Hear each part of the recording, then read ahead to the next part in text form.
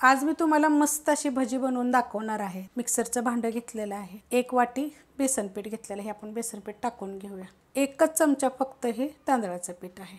1 चमचा रवा घेतलेला आहे। 1 चमचा दही घेतलेला आहे। 4 मिरच्या घेतलेल्या आहेत। छोटा अर्धा चमचाला कमी असा ओवा घेतलेला आहे। ह्याच्यात टाकायचं थोडीशी हिंग पावडर, हळद आणि ह्याच्यात टाकायचं आपल्याला 1 वाटी पाणी। आणि आता हे मिक्सरला फिरवून घ्यायचे। मिक्सरला बघा मी फिरवून घेतलेलं आहे। आता आपण हे वडग्यामध्ये काढून घेऊया। अशा पद्धतीत झालेलं आहे।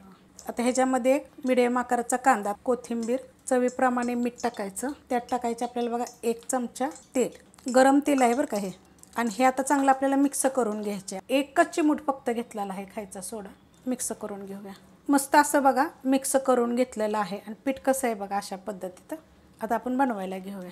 तेल ठेवले बघा गरम करायला आणि तेल चांगलं आपलं कडक गरम झालेलं आहे। गॅस आहे मीडियम, हा मोठ्या बर्नेलचा गॅस आहे। आता आपण सोडून घेऊया।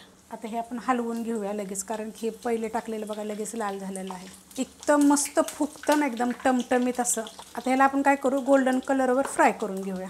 मस्त बघा असा कलर आलेला आहे। आता हे आपण काढून घेऊया। काढून घेतलेत बघा, मस्त असं एकदम गरम आहे। आणि मी तुम्हाला एक तोडून पण दाखवते, एकदम क्रिस्पी बघा, आतून जाळीदार असं।